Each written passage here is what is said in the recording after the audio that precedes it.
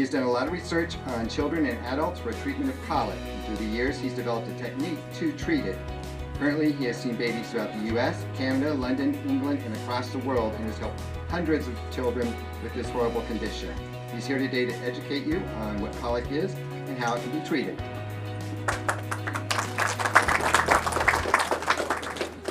Thank you. Wow. Tell you what. I don't think I can keep up with you. This is my first book. The reason I wrote this book is not necessarily because I was trying to become an author. I have a practice that's full of babies, and these babies are having all kinds of issues, and it's very difficult to get information out on something new. And so everybody knows what colic is. They just know it's a bunch of crying babies. Well, what do you do with them? So you go back and look at the diagnosis of colic, and that started back in 1954 by a Dr. Wessel. And Dr. Wessel said colic is 3 hours of unconsolable crying, 3 days a week. It starts and it ends at 3 months, and it's 3 hours of unconsolable crying. As I practiced, they kept bringing me these babies, and I found that was the worst diagnosis I have ever seen. There was nothing in that actually that's true. And I have practiced chiropractic for years, and you know, the interesting thing about chiropractic is, what does it mean? Does anybody know what chiropractic means? It's a fancy word, and I'm just surprised, but chiro means hands, practic means to practice with. So that seems pretty simple. So we are not medical physicians. We do not do drugs or surgery. We do everything from a physical medicine standpoint. So I've been practicing and practicing, and I got these babies that kept coming in, and I didn't know what to do with them. I got out of practice. I needed patience, and they'd bring me these crying and screaming babies, and what am I going to do with them? And I'd have to send them back out the door because they weren't getting back. That didn't set, so I began to research and research and research. And as I've done that, I had to sit through hours and hours and hours of crying babies. Have you ever tried that? Yeah. Mothers. And it's just amazing, the pain and suffering not only of the baby but of the family itself. So I never really dropped that. I continued to research my own clinical practice research. I read everything I could get my hands on until I actually began to find a way to treat these babies. But you know how it is to get a new diagnosis out there? For a chiropractic physician to get a new medical diagnosis, can you imagine how difficult that might be? So I decided to write a book and tell people what this truly was.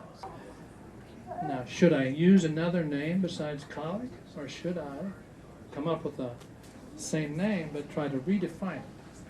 So that's what I decided to do. Since everybody seems to know what colic is, but nobody knows what causes it and knows how to fix it, I figured maybe I had something to share. So I redefined colic. That's what I did. I made a Colic Manual. I redefined it to explain how this stuff really works. We are now treating 15 to 20 colicky babies a day. We have, like I said, we have people coming from all over the United States and Canada. I had one come from London, England.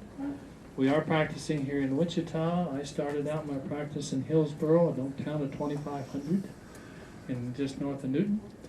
And all my kids and grandkids moved to Wichita. So you know what we did?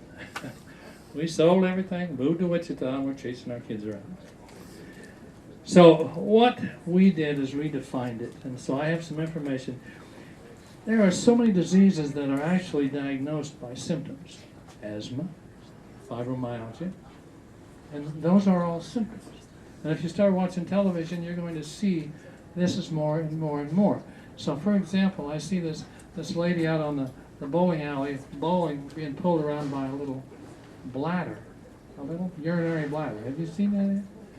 You know what the diagnosis is? She is seriously has a case of OAB. You know what OAB is? Overactive bladder. Now that took a lot to think of. See?